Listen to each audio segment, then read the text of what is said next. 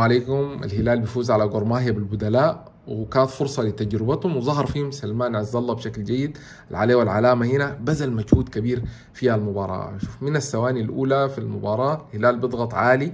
شوف هنا بيضغط أول مرة، بيقطع الكرة من الارتكاز وما بيجيب، بيكمل. شايف الكرة ماشية على الحارس، بيضغط على الحارس وقربت تجي جون، كانت في الشباك الخارجية، وكان حيكون أول أهدافه في النهاية. قرب يستفيد ويجيب هدف. شوف قطع الكرة هنا وانتو مع محمد عبد الرحمن وسدد، والحارس انقذ الكره برجله. ما وقف وقال لعبت لعبه جميله، لا، تاني حيمشي يضغط وتاني راجع مكانه، واصلا ارتكاز في الوسط لحد ما فارس قطع الكره حتى نريح كده. فده المطلوب، يعني انك انت تستغل الفرص وتبذل مجهود، لانه حيكون صعب الدخول للتشكيله الاساسيه بالنسبه للهلال. في استلامه جيد، رؤيته دي الكره اللي جا منها الهدف.